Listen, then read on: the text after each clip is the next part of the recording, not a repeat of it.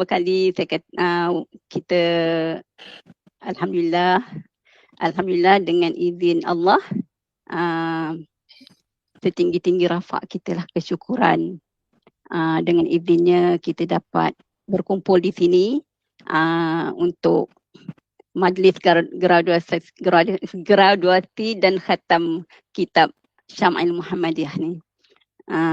Bagi para peserta, saya ingin merakamkan setinggi-tinggi penghargaan dan ucapan terima kasih kepada Al-Fadil Ustaz Arizul Haji Kasnan dari Izin Ngaji yang berkolaborasi dengan pihak Bitaklim di bawah pimpinan Al-Fadil Ustaz Firdaus Ismail serta semua pihak yang terlibat dalam menjayakan program ni lah.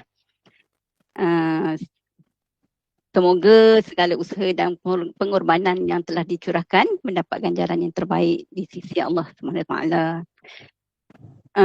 Sesungguhnya khatamnya kitab ni bukanlah bererti penamat kepada perjalanan ilmu, bahkan menjadi permulaan kepada perjalanan kami untuk terus mendalami sirah dan meneladani akhlak-akhlak Rasulullah dalam setiap aspek kehidupan lah. Semoga ilmu tentang baginda bukan sekadar dihafal dan dipelajari, tapi menjadi cahaya yang membentuk akhlak dan kehidupan kita. Sesungguhnya bukan mudah untuk kita nak istiqamah kan. Sebab biasalah kita belajar petang-petang macam ni kan. Mengantuk, kadang-kadang nampak juga Abang Muhammad terlelap. Saya pun macam gitu juga. Kadang-kadang terlelap juga waktu petang kan. Kira bukan tenang lah nak istiqamah dalam majlis yang macam ni kan. Tapi semuanya dengan izin Allah. Jadi kejayaan kami berdiri di sini pada hari ini bukanlah kerana usaha kami semata-mata. Semuanya atas bimbingan Al-Fadhil Ustaz Firdaus dan Ustaz Azizul yang memberi jalan untuk kami terus menuju ilmu dan kecintaan kepada Rasulullah SAW.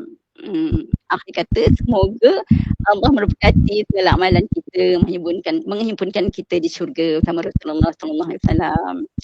Dan setinggi-tinggi penghargaan jugalah orang kata untuk Imam Al-Tirmizi kita yang menulis ni kan. Jadi dengan ni kita tersebar segala apa kegiatan dan kehidupan Rasulullah SAW dulu kita dapat pelajari dan kita dapat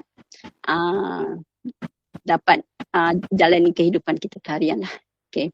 Akhir kata, semoga Allah SWT memberkati segala amalan kita dan menghimpunkan kita syurga. Sekian, wabillahi taufiq al-hidayah. Wassalamualaikum warahmatullahi wabarakatuh. Dan harapan adalah lagi program seperti ni. Ustaz Azizul cuba teruskan ke. Jadi tak kosong lah kehidupan kita sebelah petang ni. Kalau tidak tak hidup. Tidur je. Okey, terima kasih. Ampun dan maaf segala kesilapan kita selama ni. Itu je. Terima kasih.